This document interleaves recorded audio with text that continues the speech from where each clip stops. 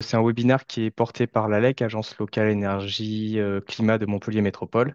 Et on va avoir durant ce webinaire différents intervenants, notamment un copropriétaire pour un retour d'expérience sur une copropriété qui a réalisé des travaux justement au niveau de son éclairage au sein de la copropriété, ainsi qu'une intervenante de France Nature Environnement, Lydie Nemozat. Au niveau de Montpellier Métropole, aujourd'hui, il y a le plan lumière qui est justement mis en place. Donc, le plan lumière, un, c'est un document qui est volontaire et qui apporte une vision globale justement et stratégique sur l'ensemble de l'éclairage artificiel nocturne du territoire et qui permet du coup d'adopter au sein de la métropole de Montpellier une gestion plus durable et plus raisonnée de l'éclairage public. Donc, pour vous faire un bref rappel sur qui est l'ALEC et qui nous sommes, même si j'imagine que la plupart d'entre vous voient déjà très bien qui nous sommes, je vais nous représenter. Donc, l'Agence locale énergie-climat de Montpellier Métropole, c'est une association qui est reconnue d'intérêt général et qui a été fondée en 2007. On a pour but d'accompagner et d'aider, que ce soit les copropriétés, les maisons individuelles ou même les différents publics, dans le terme général, à agir sur leur consommation d'eau et d'énergie et accompagner l'émergence de projets comme des projets de rénovation énergétique auprès des bâtiments ou d'économie d'énergie, d'eau et d'énergie renouvelable. Donc, on intervient essentiellement auprès des copropriétés, des logements individuels, ou également auprès de collectivités sur les bâtiments publics. On est en relation essentiellement avec pas mal de professionnels pour justement accompagner, que ce soit les copropriétés ou les logements individuels, sur différentes questions et les différents processus de la rénovation énergétique. Et notre principal rôle, ça va être d'effectuer du conseil personnalisé, de venir justement en assemblée générale, en copropriété, faire des visites de site ou des interventions. Et actuellement, on est en train de monter un suivi de consommation après travaux pour s'assurer que au niveau de au niveau de la théorie qui a été préconisée dans les travaux de rénovation énergétique, en pratique, on ait justement le bon gain énergétique qui était préconisé. On fait également des animations et de la sensibilisation, comme le webinaire ici présent sur justement l'éclairage en copropriété. Hmm. Du coup, on intervient essentiellement sur la métropole de Montpellier, ainsi que les 31 communes qui y sont affiliées. Si on vient dégrossir ça, on est aussi membre du réseau Rénov Occitanie, donc qui est un réseau porté par la région où il y a actuellement 31 guichets sur la région qui représentent ce réseau, qui justement amène différents accompagnements dans la rénovation énergétique auprès des copropriétés ou même auprès des maisons individuelles. Et si on dézoome encore plus, on est un espace conseil France Rénov. Donc, on est un espace conseil pour accompagner les copropriétés, les maisons individuelles dans le processus de rénovation énergétique et dans la rénovation énergétique en général. Donc, pour revenir plus précisément sur l'éclairage en copropriété et les nouvelles obligations qui rentreront en vigueur à partir du 1er janvier 2025, on va dérouler ce webinaire selon la typologie suivante. Donc, on va déjà définir le cadre général de pourquoi il y a ces nouvelles obligations et définir un peu quelques termes techniques. Ensuite, on s'attardera sur l'arrêté et la réglementation en vigueur. Puis, concrètement, qu'est-ce qui va se passer au niveau des copropriétés avec la mise aux normes à effectuer. Et enfin, quelques éléments techniques. Et pour finir et compléter ce webinaire, on va voir justement un retour d'expérience sur une copropriété, la Cité Fleurie, qui sera animée par Monsieur Sébastien Ranck, qui est également un membre de l'APIE, et la présentation de la campagne Sentinelle de la nuit qui est portée par France Nature Environnement, qui sera, elle, présentée par Madame Lydie Nemozat. Du coup, aujourd'hui, la réglementation, on va dire qu'elle apparaît pas de nulle part, elle a un certain but, et ce but, s'il est représenté par quatre grandes cases et quatre grands objectifs, ça va être de limiter l'impact justement de la lumière sur différents aspects de notre vie. Donc limiter dans un premier temps l'impact sur la biodiversité, Donc, comme vous le savez, la lumière et la nuisance lumineuse, elle a un impact assez fort sur la vie nocturne au niveau de la faune et de la flore, notamment au niveau des chauves-souris et des chouettes. Et du coup, le fait de réduire cette nuisance lumineuse permettra d'améliorer justement un rythme jour-nuit et du coup d'améliorer la vie et le développement de la biodiversité qui justement se, qui, qui vit la nuit. On a aussi un impact sur la santé. Le but de réduire la nuisance lumineuse, ça va être d'augmenter la qualité et la quantité de sommeil, c'est-à-dire que quand vous couchez ou quand vous vous reposez et qu'il y a une nuisance lumineuse aux alentours, votre qualité ne sera pas la même que quand vous êtes dans la pénombre ou dans la nuit noire. Donc, ça permettra également sur le corps humain d'améliorer le rythme jour-nuit et d'avoir un rythme plus naturel et plus régulier et moins superficiel comme on peut l'avoir avec tous les écrans, toutes les diodes ou même les éclairages extérieurs qu'il y a dans notre quotidien. On a aussi pour objectif avec cette réglementation de réduire l'impact énergétique et économique de la lumière, avoir une baisse justement de la consommation d'électricité en copropriété. Donc bien sûr, si vous éclairez moins de façon plus efficace, vous allez avoir forcément une baisse de consommation électrique. Et enfin, l'impact visuel, pouvoir observer justement le ciel et pouvoir voir comme on pouvait voir avant qu'il y ait justement toute cette nuisance lumineuse, la Voie lactée, les différentes constellations et tout ce qui s'ensuit au niveau céleste et au niveau des différents astres qui peuvent y avoir justement dans notre ciel. Donc, au niveau de la copropriété en tant que telle, on va avoir trois grands objectifs. Dans un premier temps, ça va être se conformer à la réglementation en termes d'éclairage, à la réglementation en vigueur dont on va parler plus loin dans ce webinaire. Modifier dans un second temps l'esthétique des lampadaires parce que se conformer à la réglementation, ça peut permettre aux copropriétaires et aux copropriétés de revoir un peu l'esthétisme de tout leur parc lumineux. euh, pour, si jamais celui-ci ne leur convient pas, en profiter pour faire une pierre de coups. Et enfin, réaliser des économies d'énergie sur la consommation d'électricité. Au niveau de la réglementation, il y a quelques termes techniques qui vont être mis en avant. Donc, je vais les définir là ci-contre. Comme ça, au moins, on pose justement les bases. On parle dans la réglementation de luxe. Le luxe, c'est l'intensité lumineuse qui est reçue par une unité de surface. Donc, c'est-à-dire que ça va être la surface qui va être éclairée par un lampadaire ou par une entité lumineuse. Ensuite, on va parler de lumen. Donc là, ça va être au niveau justement du flux lumineux, donc la quantité de lumière qui est émise par le lampadaire, donc par l'ampoule. On peut retrouver justement ce terme au niveau des boîtes que vous pouvez acheter dans les commerces au niveau de vos ampoules LED ou autres. Et ensuite, on va parler de densité surfacique. La densité surfacique, ça va être le rapport justement entre la quantité de lumière qui est émise par la source lumineuse et la surface sur laquelle est reçue cette source lumineuse. Et elle s'exprime justement entre le rapport de ces deux quantités qui va être s'exprimer en lumen par mètre carré. Donc, on va pouvoir maintenant attaquer justement le vif du sujet sur la réglementation en vigueur. Il y a eu différents arrêtés qui ont parlé justement de la nuisance lumineuse, de la prévention, la réduction et la limitation de la nuisance lumineuse, sur le fait de réduire le temps d'éclairage ou même la puissance d'éclairage ou de pouvoir régler son éclairage autrement. L'arrêté en vigueur aujourd'hui, ça va être l'arrêté du 27 décembre 2018. Il a été mis à jour depuis sur certains points avec l'arrêté notamment du 24 décembre 2019. On a aussi certains points au niveau des sanctions qui pouvaient être desservis en cas de non-respect de la norme qui ont été modifiés via l'arrêté du 3 novembre 2023.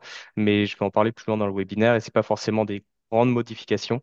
L'arrêté sur lequel se base ce webinaire, ça reste celui justement du 27 décembre 2018. Donc, dans cet arrêté, au niveau de la copropriété, il va être défini différentes catégories d'éclairage. Donc, on va avoir quatre grandes catégories d'éclairage qui vont concerner les éclairages extérieurs dans un premier temps, avec la voirie, les cheminements piétons, la sécurité et le confort justement des déplacements. On va voir la deuxième catégorie qui sera la mise en lumière des parcs et des jardins, si votre copropriété a des parcs et des jardins. On parlera ensuite des bâtiments non résidentiels, donc ça va être tout ce qui va être commerce en rez-de-chaussée de vos différents bâtiments au niveau des copropriétés, que vous soyez au centre de Montpellier ou un peu à l'extérieur. Et enfin, on va parler des parcs et stationnements, qui soient couverts ou non couverts, et tout l'éclairage qui va autour de ces parcs de stationnement. Dans l'arrêté, il y a d'autres catégories d'éclairage qui sont nommées, mais elles ne concernent pas la copropriété, donc on ne va pas forcément en parler aujourd'hui. Du coup, les différentes recommandations et différentes réglementations qui sont présentes dans cet arrêté. Elles sont définies selon plusieurs critères et plusieurs points. Je vais vous les présenter une à une. Donc, au niveau de l'éclairage, aujourd'hui, à partir du 1er janvier 2025, les éclairages vont devoir respecter le Poured Light Ratio, donc l'URL. Ça veut dire que la proportion de lumière émise au-dessus de l'horizontale, elle doit être strictement inférieure à 4%. On verra qu'il y a quelques dérogations et peut y avoir quelques exceptions, mais sur tout ce qui va être éclairage neuf ou éclairage réglable, on doit être en dessous de ces 4% justement de lumière émise au-dessus de l'horizontale. Ensuite, on a une autre notion au niveau justement du flux lumineux qui peut être émis par la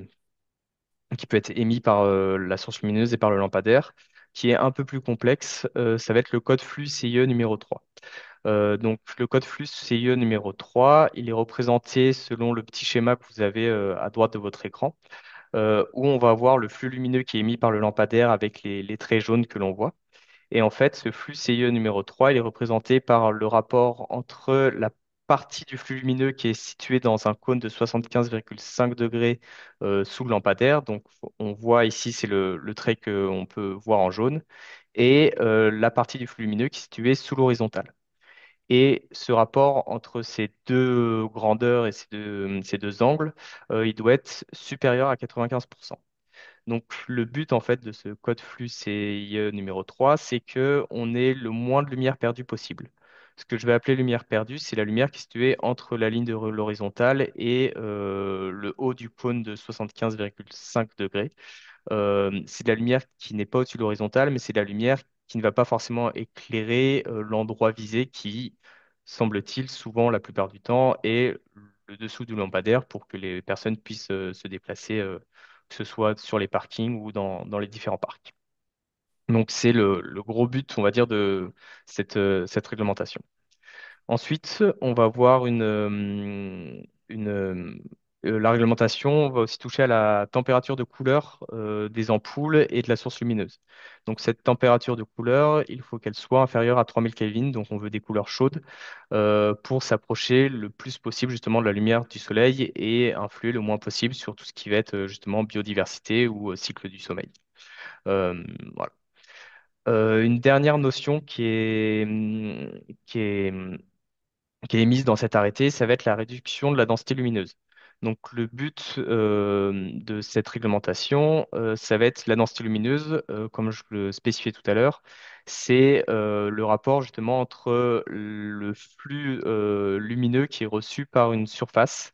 Ça va être réduire au maximum justement ce flux lumineux qui va être reçu par les surfaces. Donc en gros réduire le nombre de lampadaires ou le nombre de sources lumineuses qu'il peut y avoir à un même endroit. Faire en sorte que ce soit bien réparti et qu'on n'ait pas forcément trois lampadaires pour un mètre carré. Suivant les différents types d'éclairage, on va avoir la réglementation qui peut changer, mais on doit avoir ce rapport-là qui doit être pour les éclairages extérieurs inférieur à 35, les parcs et jardins, bâtiments non résidentiels et parcs de stationnement doit être inférieur à 25. On a aussi d'autres notions qui sont abordées dans l'arrêté, qui, elles, ne sont pas obligatoires, mais fortement conseillées. Ça va être privilégier dans un premier temps les détecteurs de présence pour que les lampadaires ne soient pas tout le temps allumés et qu'on puisse, au passage des personnes, les éclairer. Et la mise en place d'une stratégie d'économie d'éclairage, donc au niveau des copropriétés, aller plus loin que ce que préconise la réglementation et faire en sorte que les horaires d'éclairage soient plus restrictifs que celles que je vais vous présenter par la suite. Donc, Au niveau de votre copropriété, aujourd'hui, qu'est-ce que ça va changer en tant que tel et quels sont les changements et les modifications que vous allez devoir réaliser? À partir du 1er janvier 2025, du coup, pour pouvoir respecter le fait de ne pas avoir de la lumière au-dessus de l'horizontale, du moins 4% au grand maximum, toutes les boules lumineuses qu'on peut voir dans la plupart du temps dans les vieilles copropriétés, ou les luminaires qui sont non conformes, c'est-à-dire qui vont éclairer au-dessus de l'horizon, ils doivent être remplacés au 1er janvier 2025. Si ces lampadaires ou si ces têtes de lampadaires peuvent être modifiées ou réglées, elles doivent également être réglées justement pour que la lumière émise soit en dessous de l'horizontale. Et on va aussi avoir au niveau de vos copropriétés un changement des têtes d'ampoule qui devrait être nécessaire si vous ne respectez pas les températures de couleur et que vous êtes au-delà des 3000 Kelvin. Ensuite, ces notions, c'est pour tout type d'éclairage, que ce soit les parcs et jardins, que ce soit tout ce qui va être coursive ou éclairage de parking, ou même pour les éclairages extérieurs au niveau des bâtiments non résidentiels, oui, des logements non résidentiels, donc les magasins ou les différents locaux d'entreprise. Plus spécifique à la mise en lumière des parcs et des jardins, l'éclairage ne doit pas être allumé toute la nuit. Donc, il peut être allumé selon l'arrêté au plus tôt au coucher du soleil et éteint au plus tard 1 heure du matin ou 1 heure après la fermeture, mais ça va concerner plutôt les espaces publics, on va dire les parcs et jardins publics qui ont des horaires d'ouverture et de fermeture. Alors qu'en copropriété, je doute qu'il y ait beaucoup de copropriétés qui aient des horaires d'ouverture et de fermeture de leurs parcs et jardins. Du coup, euh, il faut que le dispositif de mise en lumière sur les parcs et jardins soit éteint au plus tard 1 heure du matin. De même pour les locaux à usage professionnel, donc les différents commerces et les vitrines de commerce, même si cela relève de la responsabilité du commerçant et non de la copropriété, on vous conseille en tant que copropriétaire ou en tant que syndic à veiller à ce que les bâtiments non résidentiels respectent bien la norme, respectent bien ce qu'il est préconisé dans l'arrêté pour justement faire en sorte que l'arrêté soit au maximum respecté pour le bien de la biodiversité et des différents impacts que j'ai pu citer plus haut. Donc, dans le même principe que pour les jardins et les parcs, on va avoir des horaires d'ouverture et de fermeture, d'éclairage et d'extinction de ces locaux.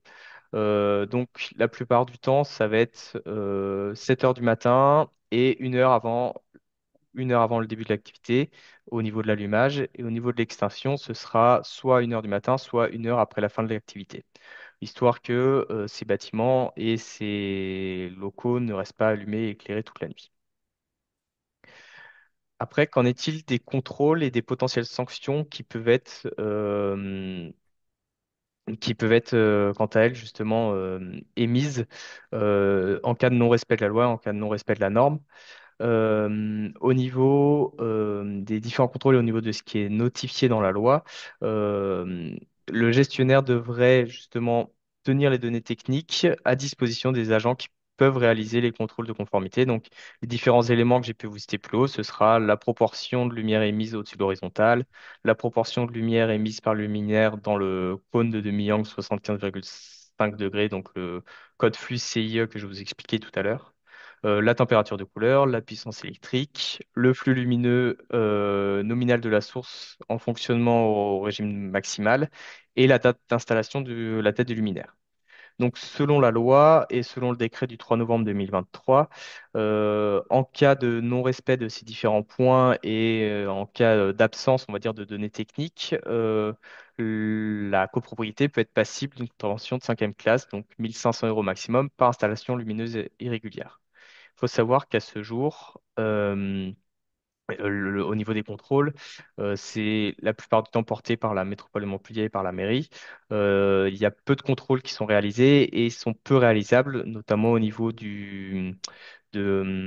au niveau de la vérification sur différents sur différents aspects techniques comme la lumière pouvant être émise au-dessus de l'horizontale et la lumière pouvant être émise dans le cône de demi-angle 75,5 degrés. C'est des contrôles qui peuvent être assez difficiles à faire et il faut que bah, justement le corps policier soit formé à cela.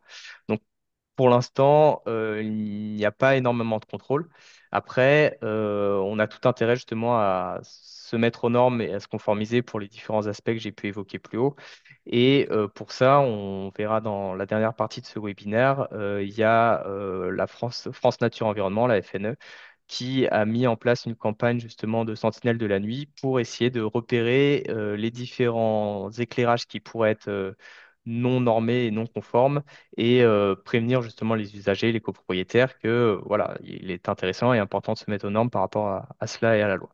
Je vois que on a eu une information dans le chat euh, que la FNE, donc Lydie Mosat, nous dit que pour les enseignes, il y a le RLPI de Montpellier 3e qui est plus restrictif que que l'arrêté. Il faut que ce soit éteint dès 23 heures. Donc voilà, au niveau de la métropole de Montpellier, par rapport à l'arrêté, on va être plus restrictif et les différentes enseignes de magasins, que ce soit en copropriété ou même au niveau du domaine public, doivent être éteints dès 23 heures. Du coup, pour continuer sur le webinaire, merci Lydie.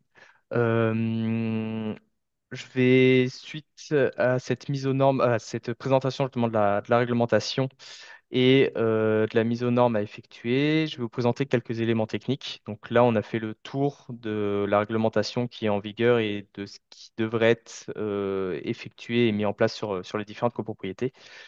Du coup, pour ce qu'il en est des différents éléments techniques, faut savoir, j'imagine que je pense que vous savez pour la plupart des gens qu'il y a différents types de luminaires qui peuvent être installés en copropriété selon l'usage et selon la volonté des copropriétaires. Donc, on a trois grands types de luminaires. On a les luminaires sur mât qui, eux, vont servir à éclairer plutôt tout ce qui va être espace de parking, tout ce qui va être justement les grandes rues qui peuvent être pratiquées en voiture au sein de votre copropriété. Donc, ça va être des crosses en façade. Ils vont avoir une hauteur entre 3 et 5 mètres euh, et vont permettre l'éclairage des rues et des routes. On va avoir les bornes et les colonnes. Donc, ça va être des éclairages qui vont plus être piétons, qui vont rarement excéder les 1 mètre de haut et qui vont avoir plus pour objectif d'éclairer les les différents cheminements piétons et les différents cheminements qu'il peut y avoir au sein des parcs, au sein des jardins ou même pour aller à l'entrée de votre copropriété. Et enfin, les appliques murales qui, elles, sont destinées à l'éclairage de façade ou d'entrée d'immeuble pour pouvoir éclairer l'extérieur de votre immeuble et les différentes façades. Donc, ces trois types de luminaires sont bien sûr régis par la, par par l'arrêté en vigueur. Du coup, j'ai repris ces différents types de luminaires et pour vous donner un peu des exemples de qu'est-ce qui pourrait être aux normes ou ne pas être aux normes, j'ai mis en parallèle différents justement exemples de luminaires qui sont aux normes ou pas aux normes. Donc, si on prend les luminaires sur Mac que vous avez sur la partie gauche, les quatre photos que vous avez sur la partie gauche, on en a deux qui sont aux normes où l'on voit qui sont justement en direction du sol et euh, qui n'émettent pas justement de lumière au-dessus de l'horizon. Et on voit que le luminaire en haut à gauche avec la petite sphérique déjà est assez mal orienté car il n'est pas forcément à l'horizontale et va venir dépasser un peu cette ligne d'horizon. Et de plus, le fait qu'il y ait une petite boule sphérique en verre en dessous de la source de lumière, on va avoir de la réflexion et du coup, la lumière va d'autant plus se refléter et venir se rejeter au niveau au-dessus de l'horizon. De même pour le lampadaire qui est en bas à droite, on a l'orientation de la source lumineuse qui dépasse l'horizon et qui du coup fait en sorte que ce lampadaire n'est pas aux normes selon la loi et selon ce qui sera mis en vigueur le 1er janvier 2025. Au niveau des cheminements piétons, donc au milieu en haut, on voit que le premier cheminement piéton est bien dirigé vers le bas en dessous de l'horizon, alors que les boules qui peuvent être là à titre esthétique dans les différents parcs et jardins, elles vont émettre à 360 et du coup ne respectent pas la norme en vigueur parce qu'elles éclairent au-dessus de l'horizon. Et au niveau des différentes appliques murales, donc on voit sur la première applique murale qui est au milieu en bas à gauche, que pour je pense, un souci esthétique, on va avoir toute la lumière qui va être rejetée au-dessus de l'horizon, donc ça forcément ce n'est pas aux normes. Les deux autres, elles seront aux normes à ce niveau-là, mais celle du milieu émet une lumière blanche qui, semble-t-il, est au-delà des 3000 Kelvin. Du coup, elle ne correspond pas forcément à la norme également. Alors que celle que vous pouvez trouver tout à gauche éclaire bien dans le jaune, donc avec une lumière qui est inférieure, une couleur de lumière qui est inférieure à 3000 Kelvin et éclaire bien vers le bas, donc en dessous de l'horizon. Ah oui, oui, l'écran était inversé, du coup, autant pour moi, la gauche était la droite et la droite était la gauche. Euh, Ensuite, pour les différents types de sources lumineuses qu'on peut retrouver au sein de justement des des différents luminaires ou des différents éclairages que vous pouvez avoir à l'extérieur de vos copropriétés, on va retrouver essentiellement quatre grands types de sources lumineuses qui seront le fluo compact avec ballast intégré, le sodium haute pression, le iodure métallique et depuis les années 2000-2010, les LED. On voit que ces différents types de sources lumineuses ont différentes efficacités et durée de vie. Et au jour d'aujourd'hui, la LED reste le plus avantageux en termes d'efficacité et de durée de vie par rapport à toutes les autres solutions et tous les autres les autres types de sources lumineuses. C'est donc ce qui va être préconisé en cas de remplacement de tête d'ampoule, en cas de remplacement justement de tête de lampadaire ou de luminaire, parce que la LED peut aussi émettre dans beaucoup de chaleur oui, de chaleur de couleur et émettre justement en dessous des 3000 Kelvin préconisés par la norme. C'est donc ce qui va être le plus efficace en termes de respect de la norme et en termes justement d'efficacité et de durée de vie. Plus concrètement, en termes d'agencement et justement de décision, comment vous allez pouvoir procéder au niveau de votre copropriété en tant que syndic, copropriétaire ou membre du conseil syndical. Donc, ça va être un peu comme des travaux classiques. Donc, dans un premier temps, il va falloir faire de l'information, avoir une discussion entre copropriétaires au niveau du conseil syndical et avec le syndic sur qu'est-ce qui peut être mis en place, est-ce que nous sommes aux normes, si nous ne sommes pas aux normes, qu'est-ce qu'on veut mettre en place, comment on va le mettre en place, et un peu décider de qu'est-ce que veut la copropriété à ce niveau-là. Ensuite, le syndic pourra faire des devis avec différents électriciens afin de comparer les différentes offres ou des bureaux d'études spécialisés si vous partiez sur des plus gros projets que seulement changer justement les têtes de mât ou les ampoules. Une fois ces devis réalisés, va y avoir une décision qui sera prise en assemblée générale, comme tous les travaux qu'il peut y avoir en copropriété, avec une mise au vote et une décision en assemblée générale. À savoir que si c'est une seule mise en conformité ou un changement des horaires d'éclairage qui du coup ne nécessite pas un coût auprès de la copropriété, ce sera voté à l'article 24, donc ça veut dire à la majorité des personnes présentes lors de l'assemblée générale. Et si c'est un changement qui n'est pas une mise de conformité, qui est un peu un plus, comme par exemple la mise en place de détecteurs de présence, ce sera quelque chose qui sera voté à l'article 25. Donc là, la majorité des copropriétaires présentes dans la copropriété. Et suite à ce changement, les travaux seront réalisés.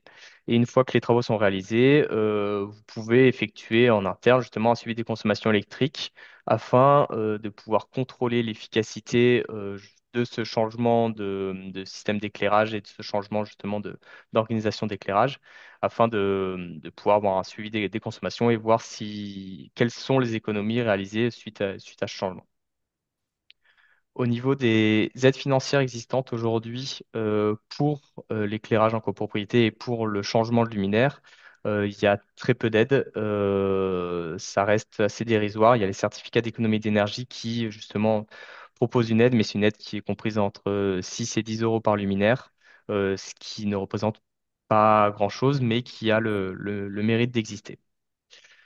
Donc voilà un peu pour les différents éléments techniques. Maintenant, je vais laisser la main à Monsieur Sébastien Ranck, qui est membre de l'APIE et surtout membre du conseil syndical de la copropriété Cité Fleury et qui a justement réalisé des travaux et un réagencement de tout l'éclairage de sa copropriété. Oui, merci Mayol. Bonjour à tous. Effectivement, je suis donc Sébastien Ranque, membre bénévole d'un conseil syndical, celui de la copropriété Cité Fleurie qui se trouve dans le quartier Croix d'Argent à Montpellier. Et je suis par ailleurs professionnellement chargé de projet en écologie urbaine. Voilà, donc pour vous donner un peu quelques éléments de contexte, euh, la Cité Fleurie donc, est une grande copropriété, il y a à peu près 150 lots principaux avec deux grands parcs et des abords arborés également. Et du coup, le conseil syndical, donc on a un fonctionnement avec un conseil syndical et un syndic. On se réunit à peu près une fois par mois. Et donc, dans le cadre d'une de ces réunions, c'était en 2022, on a eu à traiter un membre qui nous disait que ce serait bien qu'on nettoie nos globes lumineux parce qu'ils étaient tout sales, tout poussiéreux.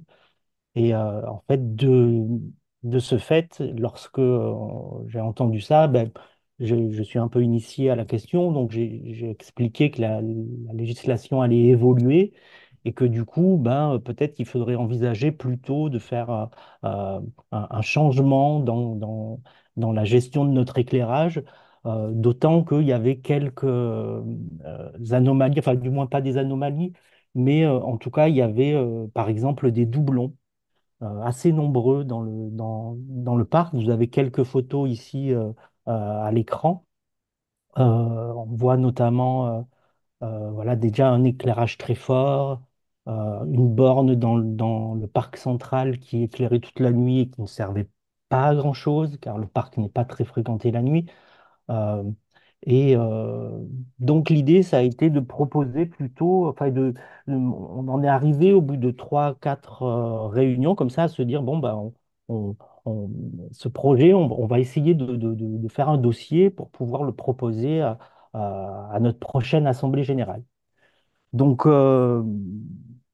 pour commencer, on s'est dit quand même, c'est quand même sur l'aspect économique qu'on va quand même orienter les choses, dans la mesure où, bien entendu, on a parlé de ces enjeux de biodiversité, de ces enjeux liés à à ce halo lumineux qui nous empêche de voir les étoiles, et également à l'enjeu évoqué par Mayol sur la santé liée au sommeil, liée au manque de sommeil, plutôt, ou du moins à la lumière intrusive. Et du coup, on a décidé de faire un projet en plusieurs étapes. Donc la première étape a été de faire un état des lieux des points lumineux qu'on pouvait avoir dans la copro et aussi d'identifier un peu les grands types de lampadaires qu'on pouvait avoir. Donc vous avez ici la carte, à savoir bah, des globes lumineux qu'on connaît bien, que vous avez sur la gauche là, des projecteurs qui souvent étaient couplés avec les mâts de globes lumineux, hein, donc des projecteurs, euh, une applique en façade, une lampe, voilà, et puis une borne.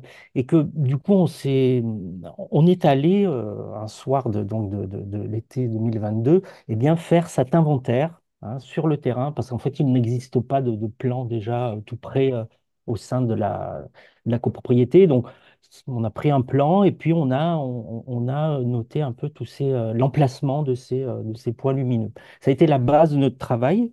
Hein, on avait également un luxmètre qui nous a permis de faire des... Alors, le luxmètre est un petit appareil qui permet de mesurer, comme l'a dit Mayol tout à l'heure, eh bien, l'intensité lumineuse, l'intensité du flux lumineux. C'est en lux que ça se mesure. Et du coup, il y a eu certains points lumineux qui nous ont fait bondir un peu, puisqu'ils sont près de 100, voire euh, 300 fois supérieurs à la norme euh, de la loi du 27 décembre 2018.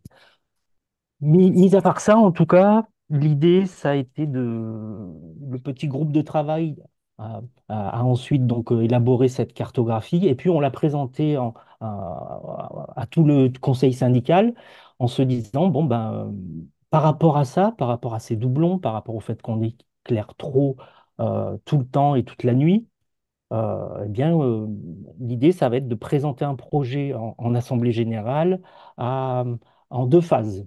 D'une part, proposer un calendrier donc pour l'année d'après, c'est-à-dire de supprimer certains points lumineux, en particulier les doublons, de réduire notre éclairage dans la mesure où on a une avenue qui passe à proximité du, euh, de la résidence, qu'on a un parc au nord qui, euh, là aussi, est un domaine, c'est une rue, c'est un domaine public, du coup, qui est éclairé aussi.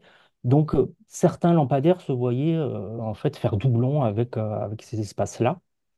Et donc, un projet de d'élimination en fonction aussi de la réglementation, c'est-à-dire un peu anticiper euh, euh, cette loi qui va, enfin, cette obligation de supprimer ces lampadaires lumineux avant janvier 2025, eh bien, de, d'en supprimer aussi avec ces enjeux de biodiversité. Allumer un parc toute la nuit, pour nous, on s'est dit, il faut qu'on agisse. Voilà. Donc, on a fait donc une proposition auprès de l'Assemblée générale, le dossier a été présenté lors de la convocation à l'Assemblée générale à tous les copropriétaires. Et ensuite, une résolution a été mise au vote pour que lors de l'AG, on puisse voter. Du coup, il y a eu le vote début 2023, donc on va dire à l'Assemblée générale qui a suivi l'année 2022. Et donc cette résolution, je peux vous la lire hein, en quelques mots.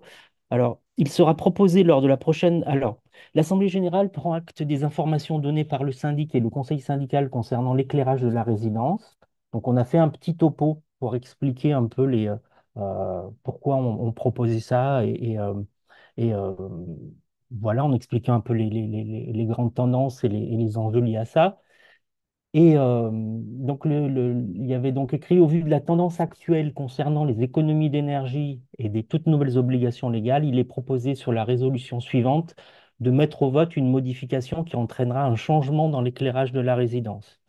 De plus, il sera proposé lors de la prochaine Assemblée générale un dossier complet avec plusieurs devis concurrentiels pour le remplacement des globes par des têtes qui n'éclaireront que vers le sol, moins fort et avec des lampes moins impactantes pour l'homme et la nature. Du coup, la résolution d'après a permis aux copropriétaires de voter. Hein. Après avoir entendu les explications du syndic et du conseil syndical, l'AG décide de modifier le temps d'éclairage sur la résidence selon les modalités suivantes. Extinction de l'ensemble des lampadaires à partir de minuit.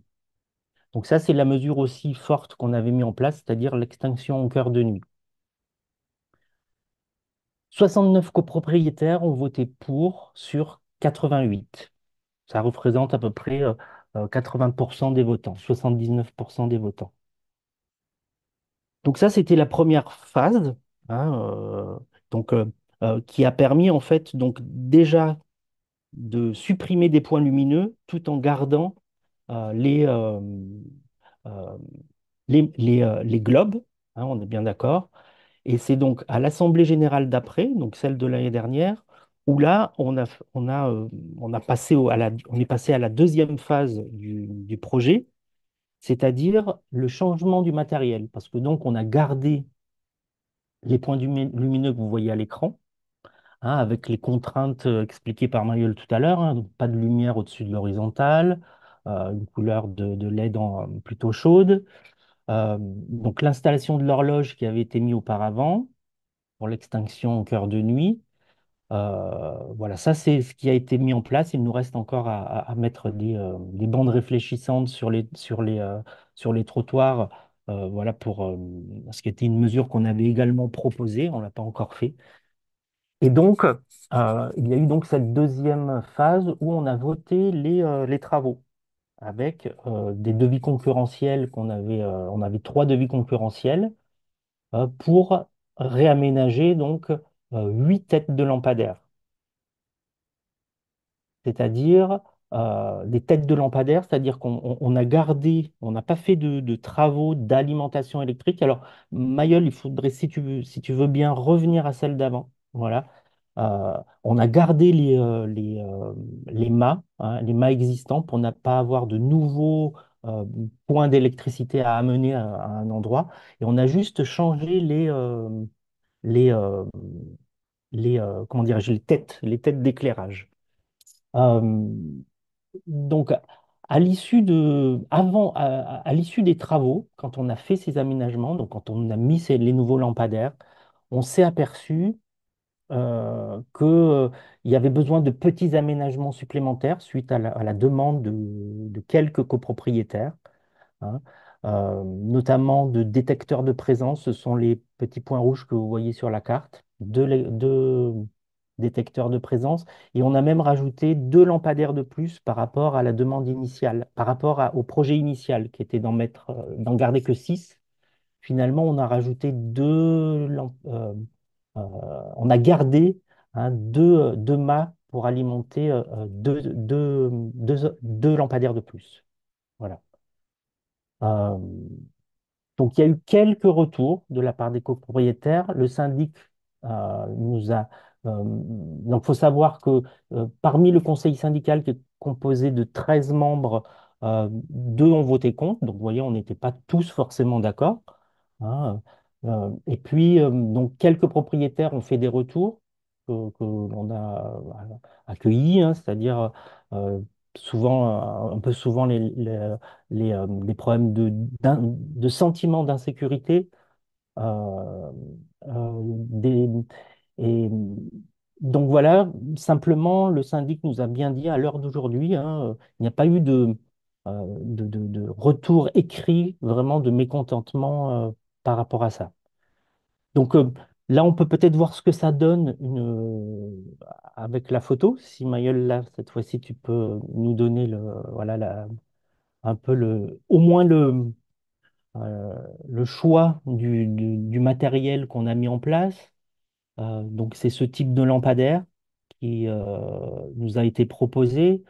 Le coût par rapport au devis qui a été choisi est à peu près de... Alors, j'ai pas le chiffre en tête, mais c'est pardon, de l'ordre de un peu moins de 5 000 € pour les 8 têtes d'éclairage qui sont venues habiller donc les mâts existants. Euh, et donc qui s'arrête, hein, puisque là, il y a eu la mise en place d'une horloge astronomique qui s'arrête à minuit, hein, puisqu'on avait décidé de ennager, hein, d'arrêter la lumière à minuit, sans la rallumer le matin. Ça, c'est important aussi parce que ça, au départ, on s'est posé la question et puis on a dit, ben, on vote ça et puis on verra. Et aujourd'hui, toujours de la même façon, il n'y a pas eu de retour. Peut-être si à ma connaissance, un retour sur le fait qu'une copropriétaire sur les 150 souhaitait que ça soit allumé tôt le matin, entre 6 heures et 7 heures, à l'heure où elle part au travail. Euh, voilà. Sinon, le- voilà, on en est là aujourd'hui, hein, sachant que euh, voilà, un des retours qu'on a eu, mais je terminerai là-dessus pour pas monopoliser la parole, mais un des retours qu'on a eu, c'est que c'est vrai que ça éclaire moins, hein, c'est vrai il y a vraiment un impact, mais on va s'y faire. Voilà, l'idée, c'était de se dire qu'on allait s'adapter petit à petit à ce fonctionnement, enfin du moins à cette lumière plus sobre, hein, qui a été choisie dans la résidence. À titre d'info, euh, depuis l'année dernière, enfin même depuis 2 ans, hein, on a une chouette hulotte qui vient régulièrement nous rendre visite dans le parc. Voilà, ce qui donne une dimension un peu, euh, un peu naturaliste à la résidence et qui voilà, fait plaisir en tout cas en termes d'accueil de la biodiversité. Voilà, je reste à votre disposition si vous avez besoin. Je relance la main à Mayol. Merci beaucoup, Sébastien, pour cette présentation. Est-ce que, avant de continuer, on aurait des questions de la part des différentes personnes présentes au webinaire? Si oui, n'hésitez pas à vous manifester. Moi, j'en aurais une pour toi. Est-ce que vous avez fait un suivi de consommation énergétique et économique suite à justement tous ces changements d'éclairage au niveau de votre copropriété? Oui, alors on a eu un changement de gestionnaire en fait entre l'année N et l'année N+2. Du coup, on a eu l'état des lieux, on a un compteur apparemment qui est dédié et qui nous a permis que le syndic a pu nous transmettre que ça nous coûtait avant les travaux 1 200 euros. Et aujourd'hui, j'ai pas le chiffre, c'est-à-dire combien on a économisé. Simplement, j'ai des éléments pour un peu qui permettent d'avoir une idée, car j'ai contacté lorsqu'on en est arrivé à l'aménagement de ces lampadaires qu'on avait gardés avec des nouvelles têtes, j'ai contacté le correspondant local de l'ANPCEN, qui est l'association nationale de protection de la nuit et du ciel étoilé. Enfin, je crois que je l'ai pas dit dans le bon ordre, mais en tout cas, qui est une association en fait qui fédère beaucoup de- d'astronomes, notamment, et qui milite pour retrouver en fait la possibilité de voir les étoiles et le ciel étoilé en particulier à la nuit, parce qu'aujourd'hui on ne le voit plus, on ne la voit plus, on ne voit plus la Voie lactée. Hein. 2 tiers je crois, des enfants n'ont jamais eu accès à la Voie lactée de leur vie. Et en tout cas, ce correspondant local m'a dit, avec les aménagements que vous proposez dans la copro, au vu du matériel que vous souhaitez mettre, à savoir ces LED-là, à cette intensité-là, la réduction considérable quand même de la, des points lumineux, on peut s'attendre à avoir au moins 80% d'économie, ou si ce n'est pas 90% d'économie. Voilà, c'est un élément qui est, bon, voilà, j'ai pas le chiffre, mais en tout cas qui peut être avancé. Super. Merci beaucoup pour ta réponse.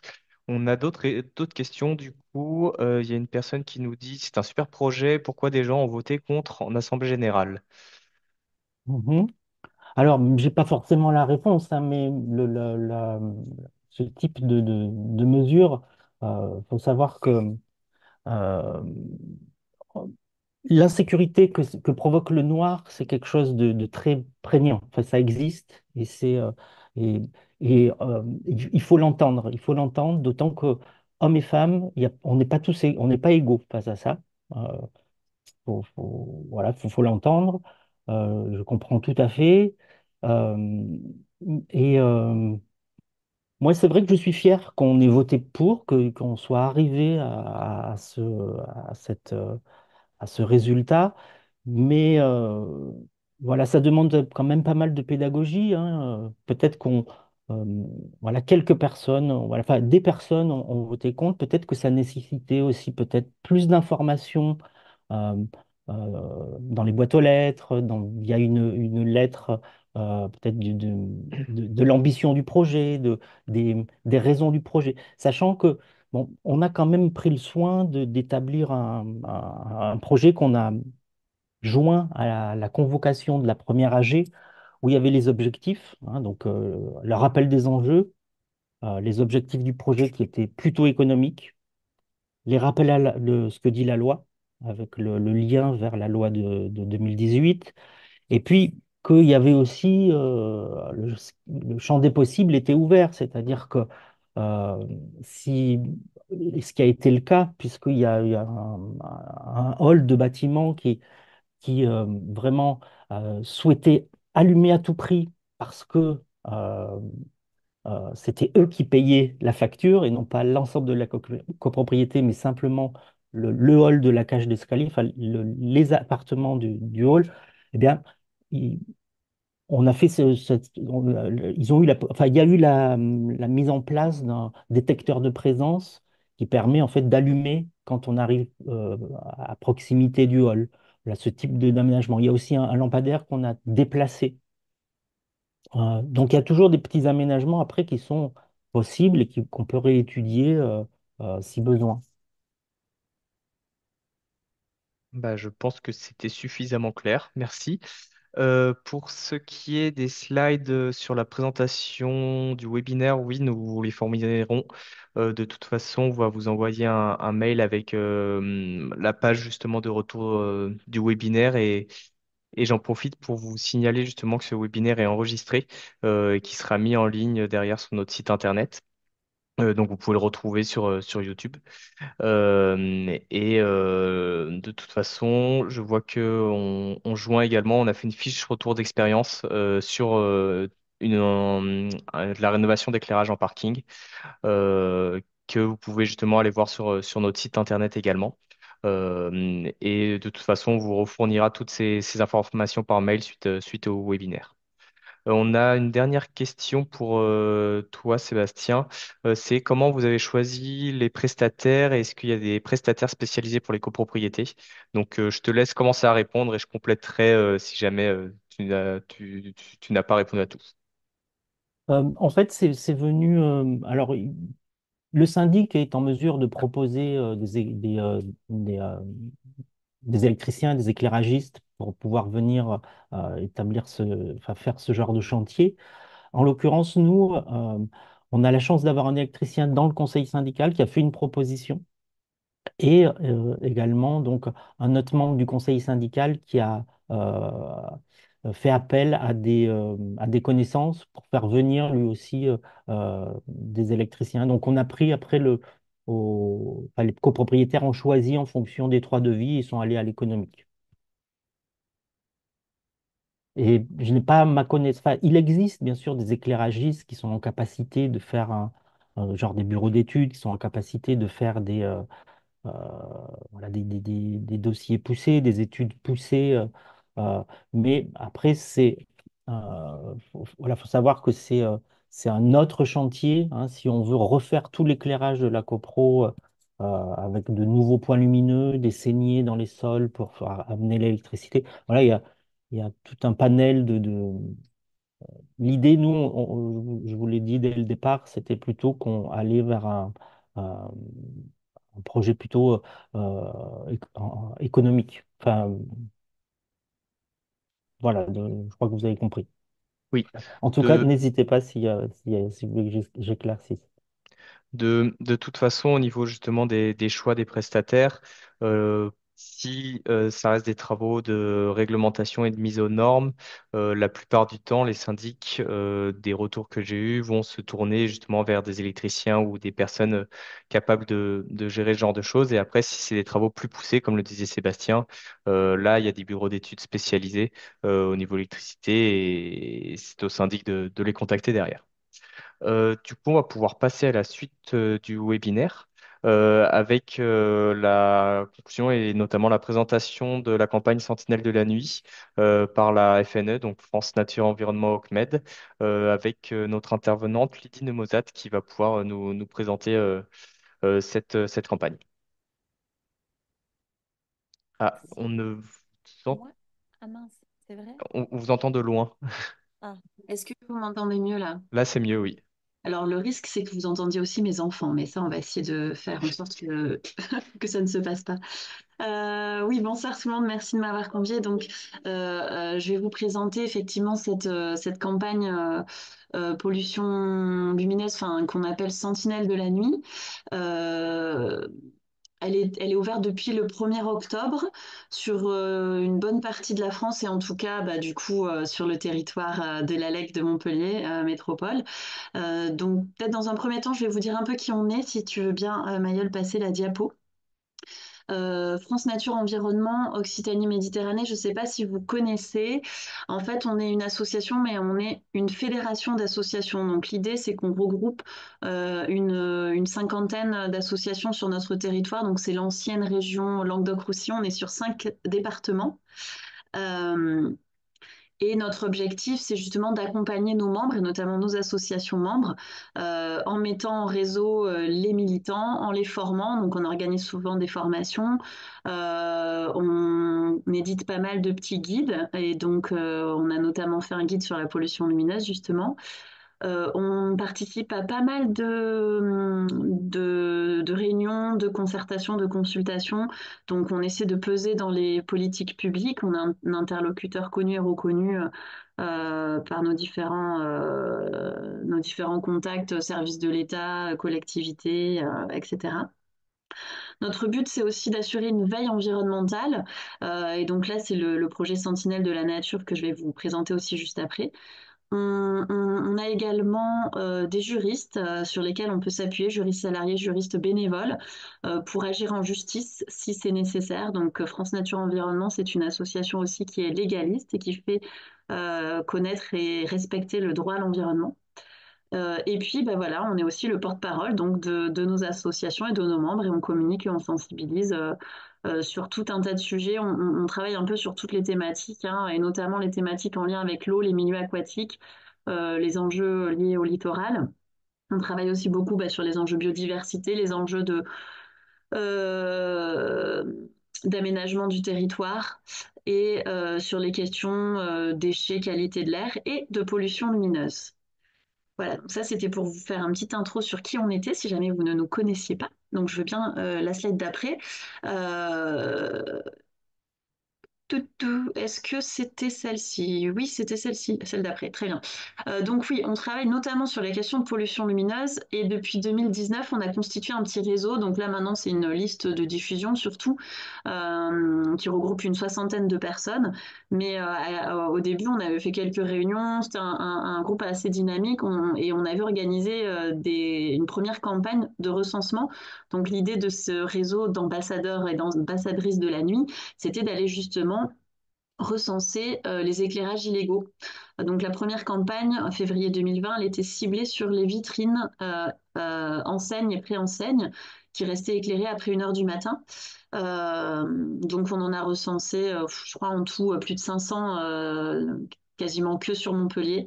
Et derrière, on a fait une campagne de sensibilisation. Donc 2 jours, aller voir les commerces pour les informer, parce qu'en fait, on est parti du principe que pour beaucoup, c'était une méconnaissance de la réglementation.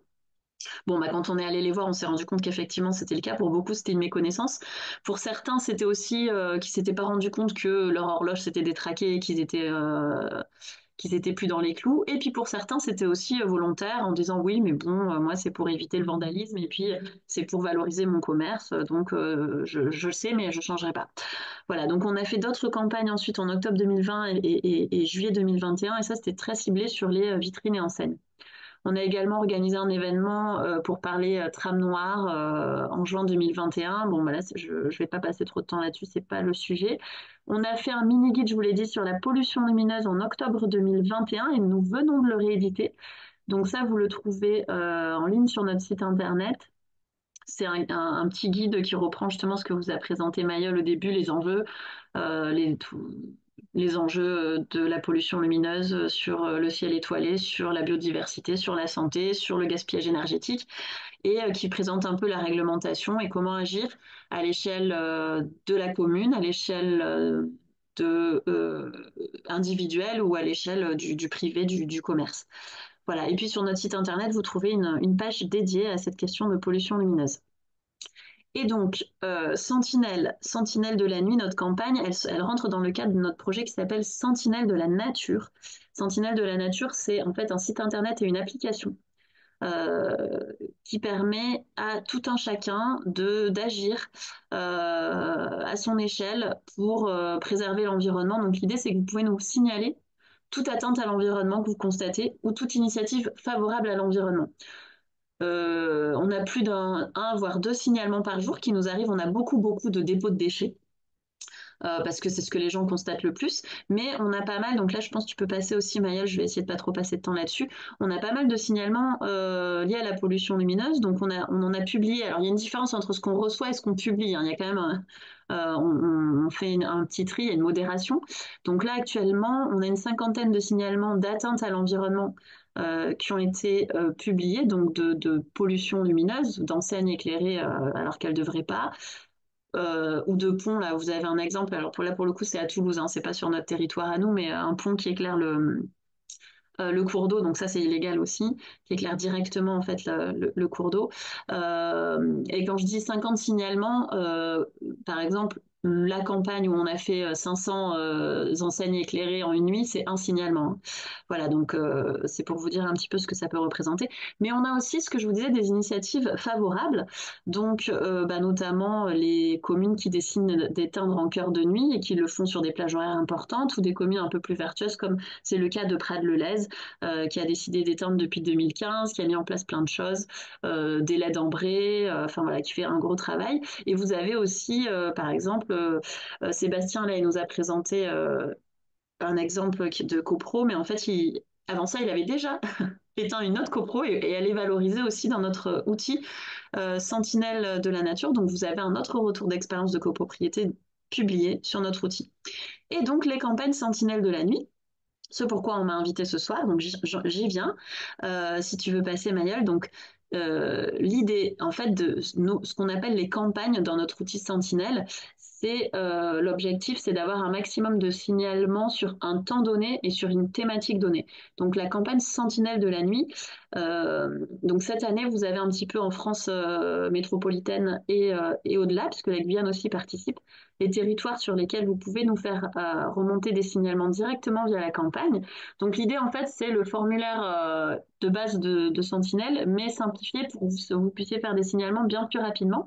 Et donc l'objectif, c'est d'avoir des signalements de pollution lumineuse et notamment de lampadaires boules. Là, cette année, nous, à FNE Occitanie Méditerranée, on a ciblé là-dessus. Donc ça, c'est la slide d'après. Notre objectif, c'est donc de recenser un maximum d'éclairages illégaux ou nuisibles. Donc, comme l'a dit Mayol, pour l'instant, les lampadaires boules, ils sont pas encore illégaux. Et donc, ce qu'on aimerait bien cette année, c'est justement en avoir un, tout un tas de signalements avec photos à l'appui pour que justement on puisse sensibiliser, que ce soit les copropriétés ou autres. Parce que là, vous avez sur la diapo aussi un restaurateur. Je sais pas si c'est très visible parce que là, on voit surtout les deux qui y a devant là, les grands mâts avec lampadaire boule. Si vous regardez au fond, vous en avez une rangée. Et là, sur la photo, ça se voit pas, mais en tout, il y en avait une vingtaine de lampadaires boules. Je vous rappelle ce qu'a dit Mayol sur la réglementation. Ça peut être jusqu'à 1500 euros d'amende pour un point lumineux. Donc là, si on décide de faire passer un huissier, là, ce restaurateur, il va l'avoir un peu en travers, je pense. Donc l'idée, c'est d'abord de sensibiliser, d'informer, parce que peut-être qu'il n'a pas l'information. Donc c'est pour ça qu'on a ciblé cette campagne cette année là-dessus. Donc l'idée, voilà, c'est que vous nous fassiez remonter, que tout le monde nous fasse remonter les infos pour qu'ensuite nous on puisse s'adresser notamment aux copropriétaires, mais aussi donc à d'autres interlocuteurs pour informer sur le fait que ces lampadaires boules vont être illégaux, expliquer pourquoi et expliquer pourquoi aussi on a intérêt à les changer. Donc je vous ai mis le lien vers la campagne, comme ça vous pouvez, n'hésitez pas à y participer. Et l'idée, c'est que nous, en fait, on recense, mais qu'aussi, comme je vous dis, l'idée, c'est qu'après, on équipe les gens qui nous ont fait les signalements, peut-être en proposant justement un courrier type à adresser à sa copropriété, une façon d'interpeller, enfin, aider, en fait, pour faire évoluer les pratiques. Voilà, c'est aussi l'objectif. Donc, je crois que c'est fini pour moi. Je sais pas si, oui, oui, pardon. Donc, dans le cadre de cette campagne, on organise des webinaires justement pour, un peu comme celui d'aujourd'hui, pour présenter donc soit la campagne ou pour parler spécifiquement de questions plus précises. Donc là, par exemple, ce soir à la même heure, il y avait un webinaire sur la pollution lumineuse, c'est quoi, comment agir. Si ça vous intéresse, il y a le même vendredi à midi et quart. Donc, ce sera exactement le même, à une heure où vous serez peut-être disponible. Et si vous avez envie de creuser un peu plus le cadre juridique, alors là, on est vraiment sur l'éclairage en général, hein, pas seulement ciblé copro. Et là, c'est présenté donc par un de nos juristes salariés qui est bien compétent sur ces questions d'éclairage. Et donc, c'est un séminaire qui sera dédié à ces questions-là. Et ensuite, un séminaire spécifiquement sur les milieux aquatiques, puisque je vous ai dit, en fait, l'arrêté là, dont on parle depuis le début précise aussi qu'il est interdit d'éclairer directement les cours d'eau, les plans d'eau, le littoral. Voilà. Donc ça aussi, je ne sais pas s'il y a des cas de copropriété qui pourraient être, en tout cas peut-être pas sur le périmètre de Montpellier Métropole, mais de copro qui pourraient avoir des éclairages orientés vers le domaine maritime. Ça, c'est illégal aussi, hein. Et là, pour le coup, c'est déjà illégal. Donc, on est preneur aussi de ce genre d'infos pour pouvoir sensibiliser. Voilà, je ne sais pas si vous avez des questions.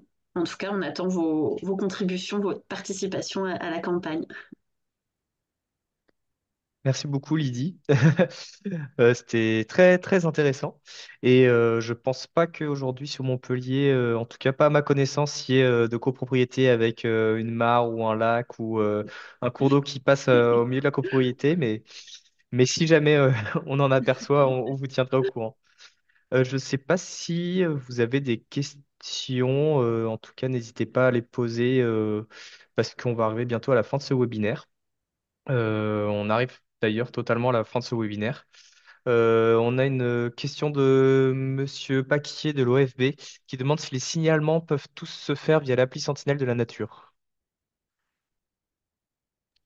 Oui, euh, les signalements peuvent tous se faire via l'appli. Le principe, je vous dis, là, si c'est des signalements qui rentrent dans le cadre de cette campagne, donc là, en l'occurrence, on a ouvert les côtés atteintes, donc pollution lumineuse, ça peut se faire directement via l'appli en cliquant sur la campagne. Et là, le formulaire, il est simplifié, donc c'est vraiment facile. Il suffit presque que de prendre la photo. Si vous êtes géolocalisé, voilà, le signalement, il se fait vraiment rapidement. Après, sinon, via l'appli, vous pouvez aussi faire des signalements autres sans passer par la campagne. Si vous voulez justement nous valoriser ce que a fait votre copropriété vachement bien, vous pouvez passer par l'appli ou par le site internet. Il y a moyen, à ce moment-là, il faut passer par le formulaire classique et choisir enfin, cocher les bonnes cases. Voilà. Merci. S'il n'y a pas d'autres questions, j'aimerais bien potentiellement donner la parole à Monsieur Bonnès qui nous vous avez partagé dans le chat son retour d'expérience sur le bassin de Thau. Donc, si jamais il est d'accord de nous expliquer un peu en quoi ça consiste et qu'est-ce qu'il a été réalisé sur justement l'éclairage des garages d'une grande résidence.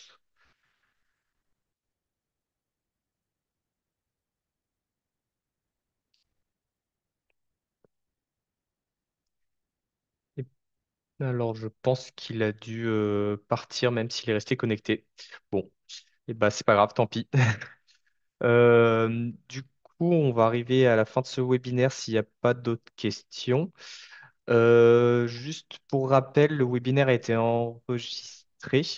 Du coup, nous, on va derrière Bonsoir. enregistrer. Ah, Ah, pardon, j'ai eu un peu de mal à réactiver le micro. ah bah, pas de souci. Je vous laisse la parole alors. Oui, donc en fait, nous, on a été confrontés sur une résidence importante qui est un gros ensemble immobilier dans lequel on a à peu près 500 garages. On a été confronté avec l'évolution de l'éclairage et en parallèle de ça, l'évolution des coûts de l'énergie, à une explosion de nos factures d'électricité. Et donc, avec le conseil syndical, on a travaillé au niveau de l'éclairage pour faire en sorte d'essayer de réduire et de maîtriser à la fois le coût, mais aussi l'éclairage pour le rendre plus optimal au niveau de la résidence. Ça, c'était début 2022, dès qu'il y a eu la crise énergétique qui est apparue. Donc, on avait là-bas un système avec des éclairages permanents dans les garages et avec en plus des éclairages permanents, des éclairages ponctuels par secteur. Mais on avait, pour 500 garages, on avait à peu près 6 secteurs. En plus de ça, compte tenu de la taille de la résidence et des garages, on avait aussi des dispositifs de sécurité incendie qui sont pilotés et qui demandent beaucoup d'énergie en cas de démarrage. Donc une puissance de démarrage qui était à peu près je crois si mes souvenirs sont bons, c'était à 112 kilowatts, ce qui nous imposait d'avoir des tarifs jaunes au niveau des garages. Donc, avec le conseil syndical, et il faut dire que le conseil syndical a quand même été très moteur là-dessus, a beaucoup travaillé sur ce dossier-là, sur à la fois la préparation et aussi la réalisation. On a travaillé sur 2 axes. Le premier, c'était de dissocier nos abonnements électriques pour avoir d'un côté un abonnement avec une forte puissance en tarif jaune, tarif qui a connu une très forte augmentation au moment de la crise énergétique, puisqu'il est passé, si mes souvenirs sont bons, on était à 10 centimes le kilowattheure et on est monté jusqu'à 40 centimes le kilowattheure. En parallèle de ça, on a aussi revu complètement le système d'éclairage, c'est-à-dire qu'on a arrêté les détecteurs par zone, sur les 6 zones, pour passer à des systèmes de LED, qui étaient des systèmes de blocs LED, qui s'allumaient les uns après les autres, donc qui étaient totalement autonomes. Et ce qui a permis, donc, au lieu d'avoir 6 secteurs, on se retrouve avec, je ne veux pas dire de bêtises, mais je crois qu'on a 150 blocs qui s'éclairent les uns après les autres en fonction du passage des voitures et des piétons. Alors, là aussi, on a eu la question des copropriétaires nous disant, oui, mais quand je passe en voiture, ça s'éclaire une fois que je suis passé ou ça s'éclaire mal. Le but, c'est pas d'éclairer pour les voitures puisqu'elles ont des phares et donc quand elles sont dans les garages, elles peuvent s'éclairer avec sans avoir à solliciter les blocs. Donc, on a investi à peu près 30 000 euros et on a passé notre consommation d'énergie. Je crois qu'on est tombé de 22 000 euros et on doit être à 12 000 euros sur la projection pour 2024, puisque l'année 2024 sera la première année où on sera à peu près en année pleine. Voilà, donc ça a été quand même un gros chantier. On a investi pas mal d'argent dessus, mais on a un retour sur investissement qui se fait en 3 ans, ce qui peut paraître, au départ, on ne pensait pas en arriver à ça. Et puis au-delà de ça, bon, c'est dans une démarche qui est quand même une démarche à long terme, d'essayer de maîtriser au mieux la dépense énergétique et de pas consommer pour rien. Donc c'est vrai que ça a été un travail qui a été très intéressant. On ne le fait pas forcément sur tous les immeubles parce que tout le monde n'y est pas sensible. Il y a quand même une certaine difficulté à réussir à sensibiliser systématiquement tous les copropriétaires, même si progressivement, depuis 3, 4 ans, c'est en train de rentrer dans les mœurs. Mais notamment, tout à l'heure, on parlait de boules qui éclairent, qui a une déperdition qui est colossale. Euh, à aujourd'hui, on en a encore sur les immeubles et c'est vrai que le fait que ces nouvelles règles et réglementations soient connues de tout le monde va nous permettre de faire en sorte de plus facilement de les éliminer et d'arriver sur des résidences sur lesquelles on dira ça maintenant c'est interdit, donc voilà vers quoi on doit tendre, voilà les devis qui ont été faits et maintenant il faut dégager un budget pour le faire.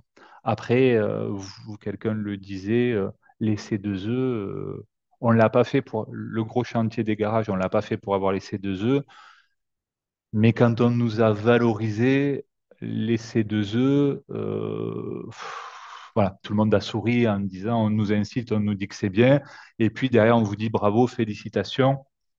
Ça a pris plus d'1 an quand même de tout faire. Bravo, félicitations, vous avez fait tout ça. Vous avez le droit à 1500 euros. Bon, voilà. Mais même si ce n'était pas la finalité, c'était quand même assez surprenant le montant. On s'attendait à avoir allez, une tranche, c'est-à-dire 3 000 à 4 000 euros de couvert par les aides. Bon, on n'a pas eu tout ça.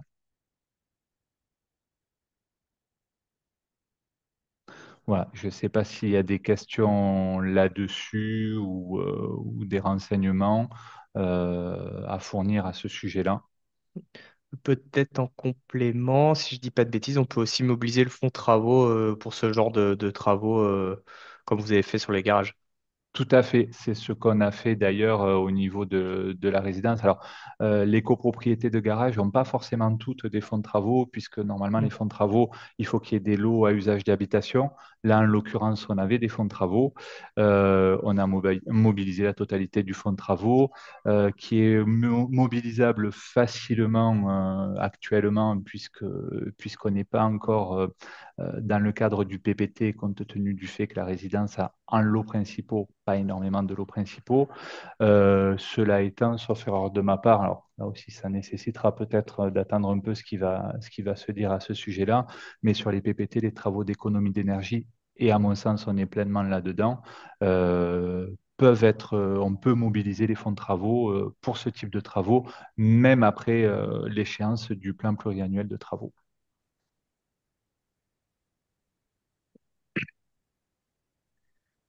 Et Voilà. parfait. Eh bien, merci en tout cas pour ce retour d'expérience et ces explications, c'était très clair. Du coup, je repose la question, savoir s'il y a encore des questions et sinon, je vais clôturer ce oui. Ah, on a une question. Où peut-on consulter le détail de la loi qui s'applique au 1er janvier 2025? Je peux vous envoyer. Bah, attendez, je vais vous envoyer directement le lien de la loi. comme ça au moins. Euh, Ah oui, non, attendez. Je te raconte ma réunion. Tac. Voilà, je vous ai mis le. Ah bah voilà, Madame de Mosat était plus. L'idée était plus rapide que moi. Euh, Du coup, je vous rappelle juste que ce webinaire a été enregistré. Nous, derrière, on va justement le mettre sur notre site internet, comme ça vous pourrez y avoir accès quand vous voulez. On va également vous faire un retour mail avec les différentes informations demandées, notamment les retours d'expérience, le PowerPoint du webinaire, ainsi que le lien vers la page du webinaire que l'on mettra à jour sur notre site internet sous peu. Voilà. Merci à tous en tout cas pour votre écoute et pour votre présence. Et je vous souhaite une bonne soirée.